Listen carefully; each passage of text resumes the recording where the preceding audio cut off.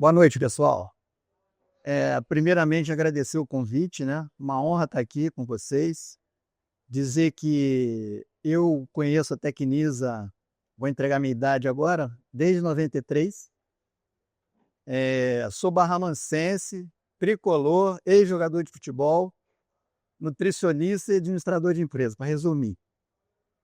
E conheço o Tech Food desde minha passagem na CSN, lá em Volta Redonda. Depois, em Salvador, eu trabalhei na atual Braskem, mas na época era Seman Copene. Então, conheço de longa data a Tecnisa, já trabalhei no Brasil inteiro, então, muitos anos em Minas Gerais. Quase todos os clientes em Minas Gerais usavam o Tech Food, né? E ao longo da minha trajetória profissional, eu tive oportunidade de trabalhar com outras empresas, né, com outros sistemas. Sempre trabalhei com sistema informatizado, em todas as empresas por onde eu passei. Mas sempre eu considerei o mais completo o Tech Food, né, que é o que eu trabalho mais habitualmente.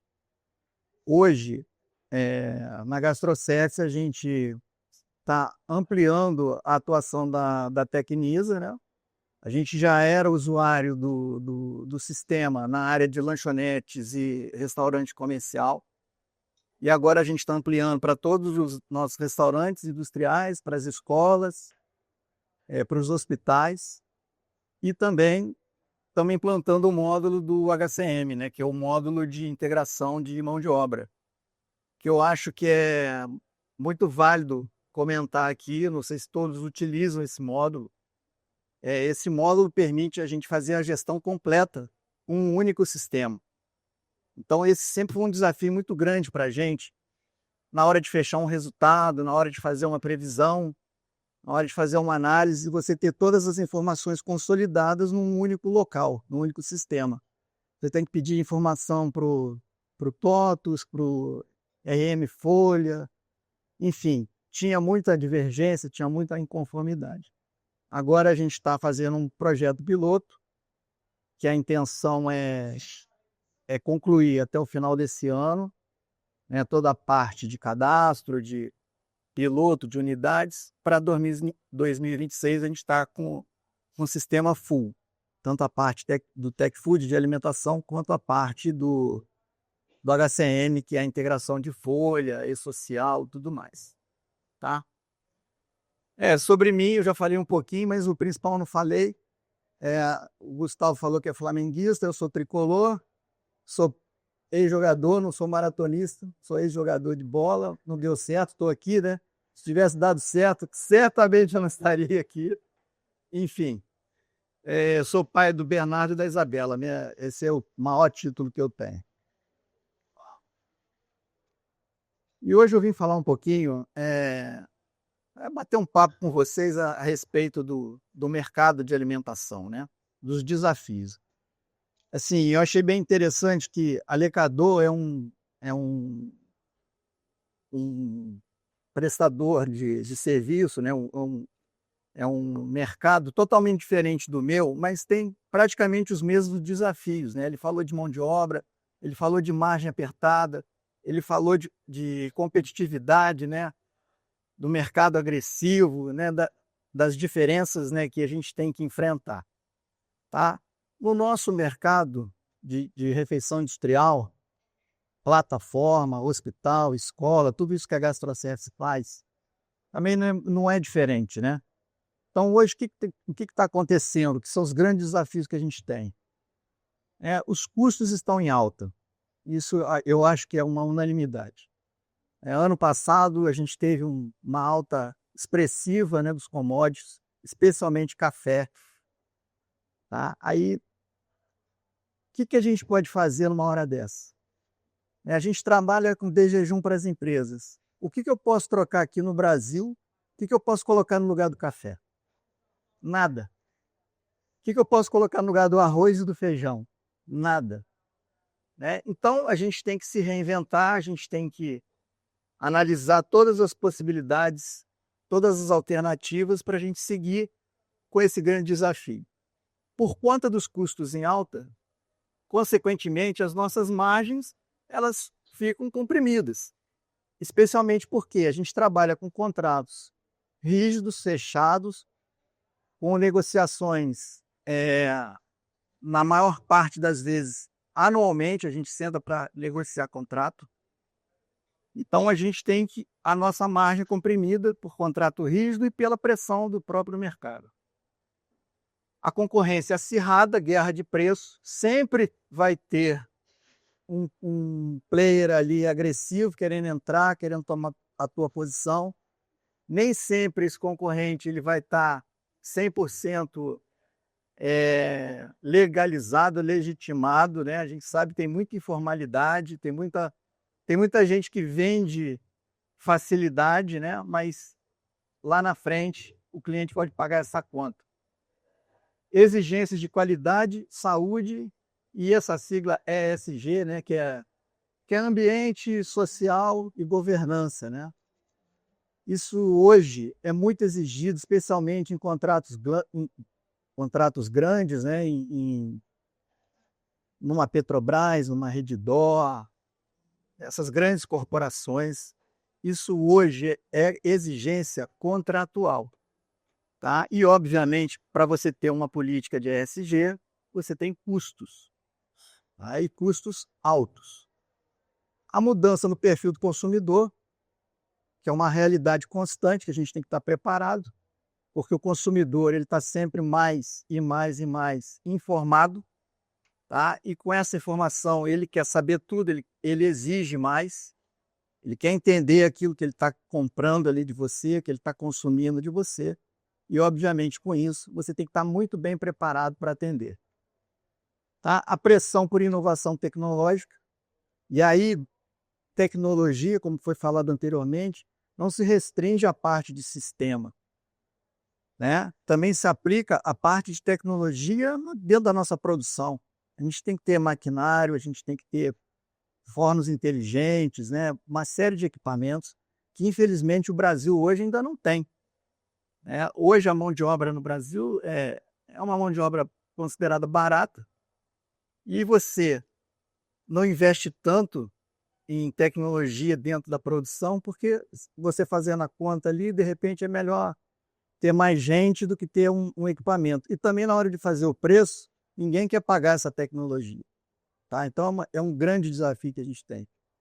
E os riscos, né, externos, desigualdade regional, por quem trabalha em várias regiões do país, você tem a carga tributária diferente, você tem a mão de obra diferente, a produtividade é diferente, o cliente é diferente.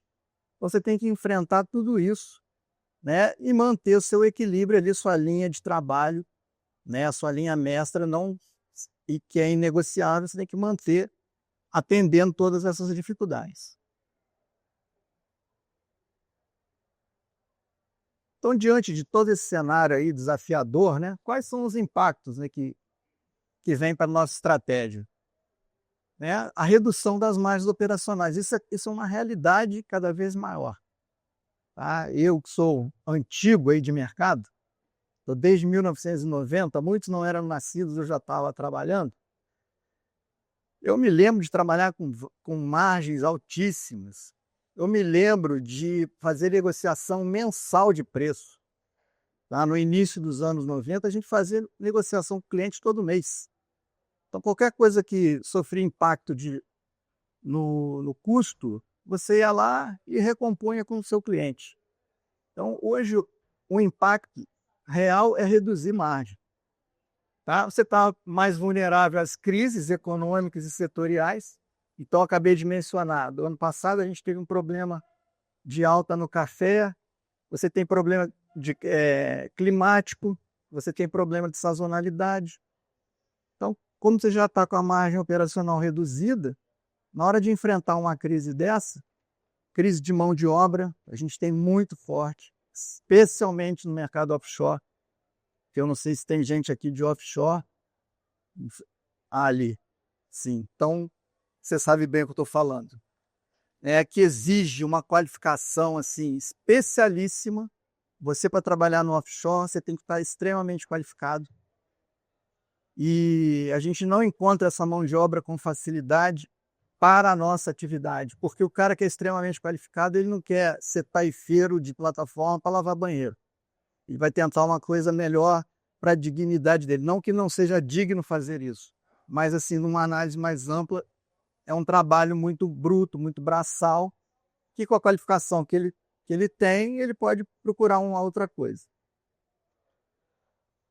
Todos a maioria dos clientes hoje pressionam muito por diferenciação e inovação. Quem trabalha com alimentação sabe que tem que estar o tempo todo criando, inovando, trazendo coisas novas, cardápios saudáveis, cardápios sustentáveis, trazer novidade. O tempo todo você tem que trazer novidade. E novidade nem sempre é barato. Às vezes é. Com uma boa criatividade, com uma boa parceria, às vezes você consegue, mas nem sempre consegue. Então, isso impacta diretamente na nossa estratégia.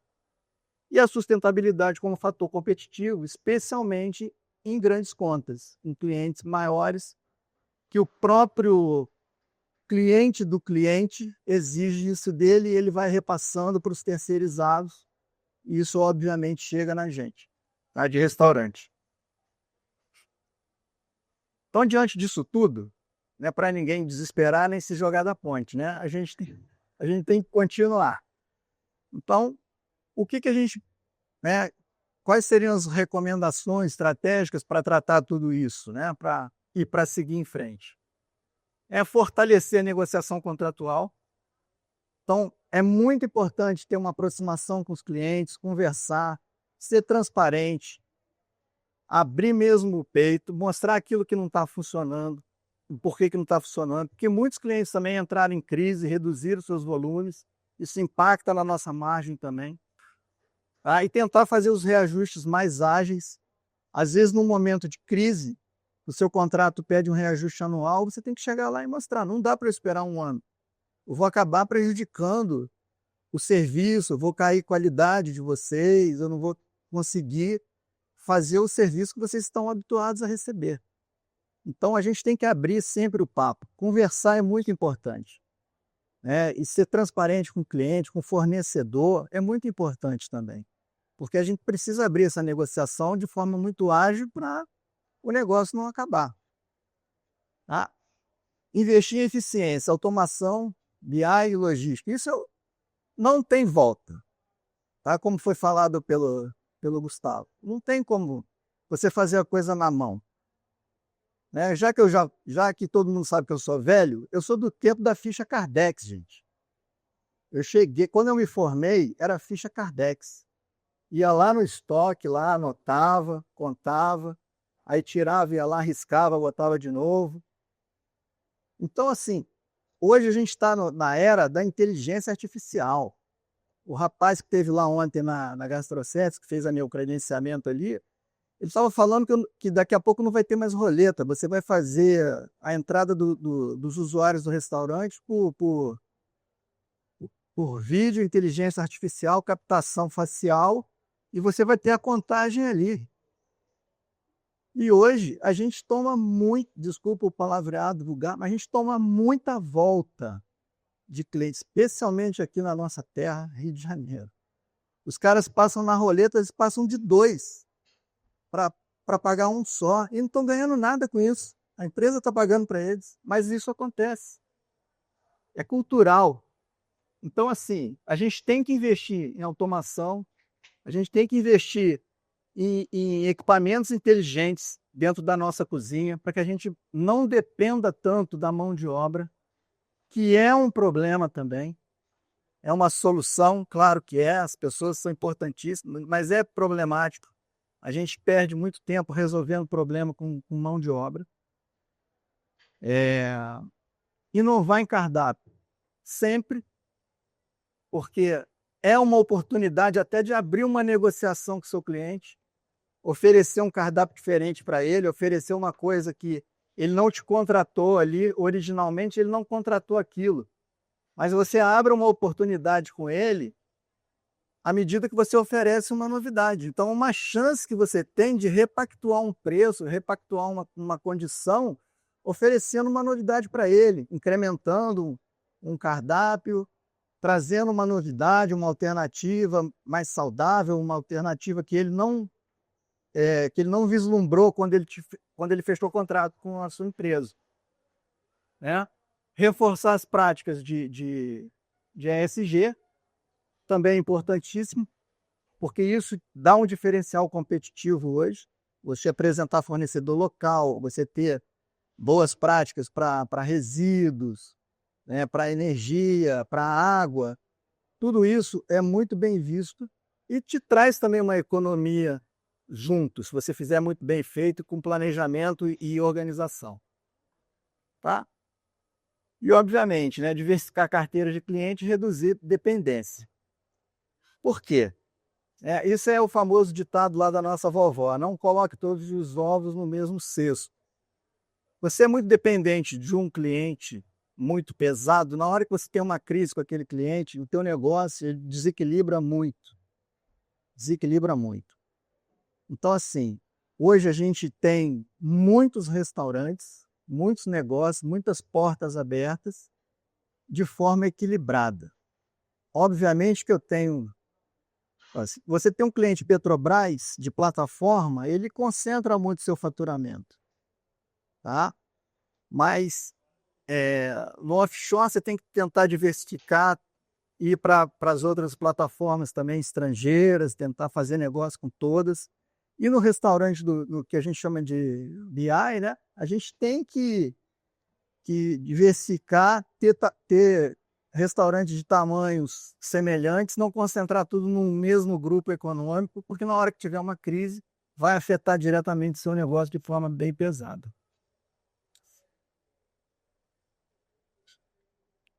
Bom, aqui, assim, uma análise SWOT, né, ou FOFA, como preferirem, que eu vou falar rapidamente também. Quais são as forças que a gente tem? A gente tem ampla capilaridade e experiência operacional. Isso favorece muito a manter um negócio. Na hora que um lugar está ruim, o outro vai compensar, porque você é bem capilarizado. É mais ou menos o conceito que eu falei de rede. Expertise em gestão de alto volume e logística. Fundamental também para você equilibrar todos os seus custos. Adaptação a diferentes perfis de cliente.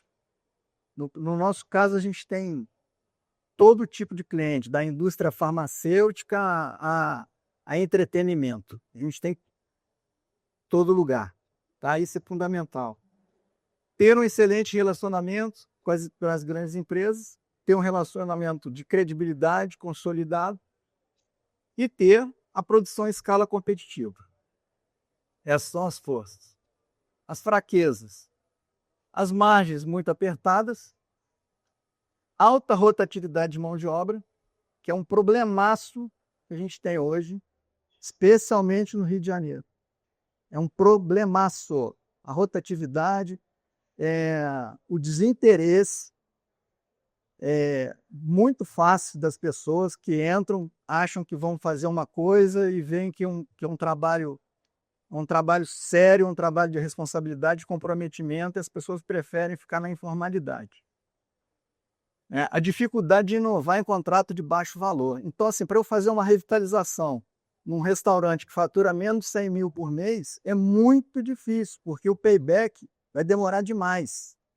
E o cliente olha no seu Instagram lá: você reformou lá o teu cliente X. Eu quero aqui também. Lá ficou lindo, maravilhoso. Eu quero igualzinho no meu restaurante. Só que eu reformei um restaurante que tem 1.000 refeições por dia e o que tem 100 está pedindo a mesma coisa. E a margem, obviamente, é totalmente inferior àquele que a gente faz investimento.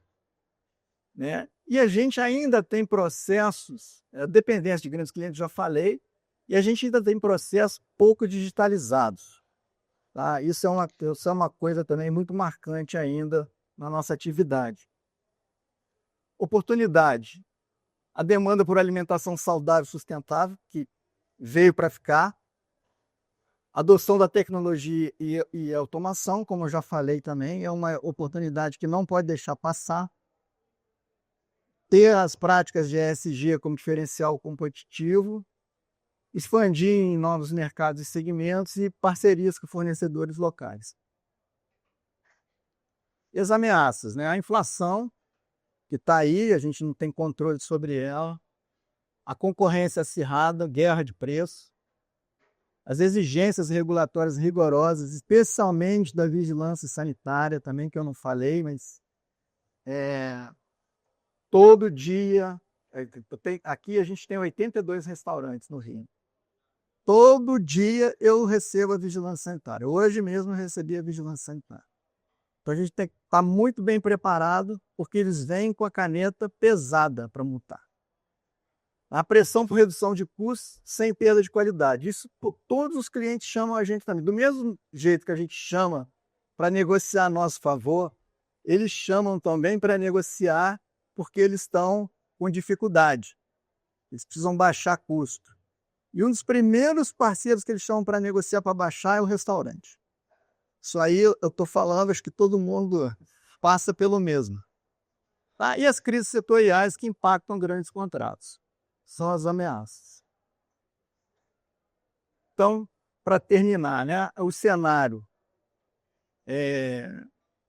está marcado por margens estreitas, exigências cada vez mais rigorosas, exigências de órgão regulador.